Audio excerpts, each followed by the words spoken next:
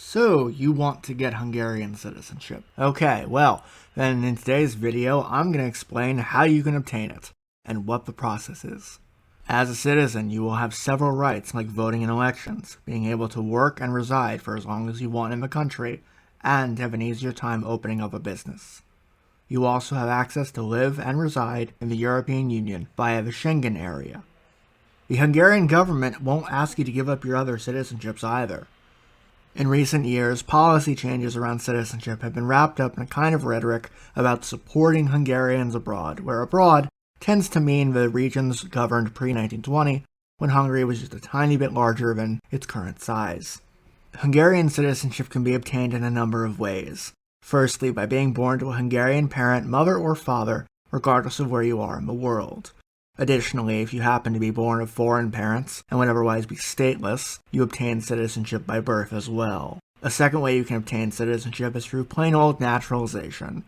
In general, if you have been living in Hungary for 8 years, have no criminal record, are of good character, are financially stable, and can pass a test in Hungarian language, congrats, you're eligible. If you have a degree from a Hungarian language institution, you can skip the test, as it's assumed, yeah, you kinda know you're Hungarian. When compared to the time frame of naturalization in other nations, Hungary, I would say, is middle of the road. While it isn't nearly as easy as Spain or Portugal, it's easier than Switzerland that every American seems to gush over when they want to move abroad. Like Michael Scott, you can also declare yourself a citizen. Prior to May of 1990, there was a law which was enacted in 1947, removing citizenship from those who had left the country and hadn't returned for a period of 6 months. You could have, in theory, been 20 years old in February of 1990, on your way to study in East Germany, or China, or the capitalist West, if you had really good connections, and lost your citizenship because you failed to come home. That person would now be 41 years old. In 1993, the government passed a law granting those persons a pathway to reclaim and declare citizenship. If you like the content I make, please don't forget to leave a comment and give me your thoughts. Your feedback and suggestions are what helps this channel to grow. So the final way you can get citizenship, so-called Simplified Naturalization, applies to those Hungarians living in diaspora, including over 1 million Americans, and was initially created as a process for those Hungarians living beyond the borders of 1920 Hungary to claim citizenship. You must present an unbroken link of ancestry to Hungary, including birth records, marriage records, death records, etc. For those living in Transylvania, who make up the majority of applicants, it's not that hard for them to find these documents. Given that the language requirement needed for simplified naturalization is fairly ironclad, and many Romanians of Hungarian descent continue to speak the language today, it isn't difficult to see who this policy was meant to serve. A referendum was held in the early 2000s, but the policy wasn't fully implemented until 2011. With Romania entering the EU, the only real benefit that I can see is access to the wider Schengen area, which Romania at present does not possess.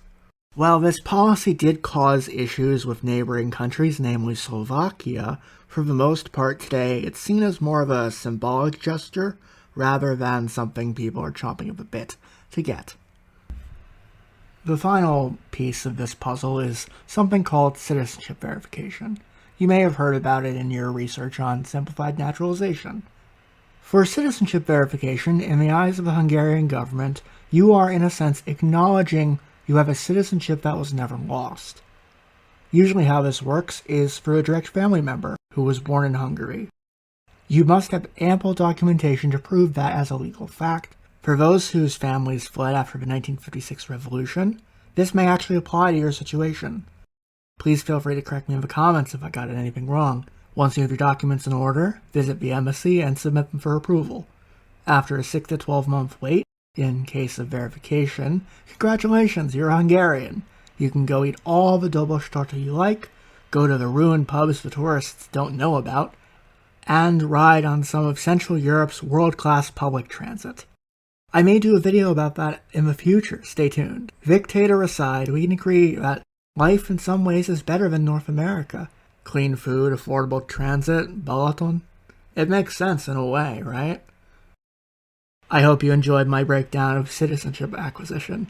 Feel free to share your stories in the comments down below, or share this video with someone who may have Hungarian family in the diaspora. Also, please don't forget to like and subscribe. I'll see you next time.